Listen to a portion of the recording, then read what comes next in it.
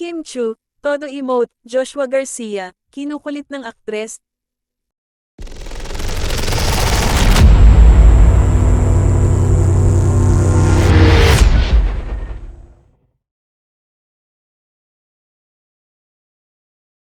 May bago umanong chikang nasagap ang co-host ni showbiz columnist OG Diaz na si Tita Jegs tungkol kay It's Showtime host Kim Chu.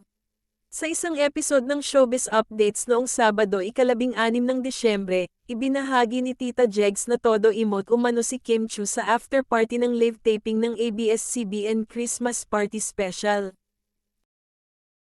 Iyak daw ng iyak sa mga friends niya. Kino-comfort siya ng mga kaibigan niya. Lagi niyang tinatanong, bakit daw Gina ganoon siya ng lalaki? Nagmahal lang daw siya ng totoo, kwento ni Tita Jegs. Kay Gerald Anderson, iniwan siya. Si Sian Lim, nakipag-split din daw sa kanya. Buti na nga lang daw, nandoon si Joshua Garcia. At yun ang laging kinukulit ni Kim Chu, aniya. Pero sabi ni OG, pwede ring mali ang source mo, ha? Kasi ganoon naman ang mga artista. Pag na-stuck dito, chika-chika. Pag na-stuck naman doon, chika-chika. Ganoon siguro yon, Jegs.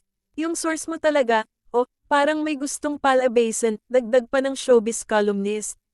Hindi, medyo nababad lang si Kim Chu kay Joshua Garcia that night. Matagal, nagchikahan. Wala namang mali siya doon, depensa ni Tita Jegs. So, wala na? Yun lang. Paniniyak ni OG. Yun lang, so far, tugon ni Tita Jegs habang nagpipigil ng tawa. Kasalukuyang umuugong ang balita na hiwalay na umano sina Kim at Sian, lalo na nang burahin ng huli ang mga video nito sa kanyang YouTube account kamakailan.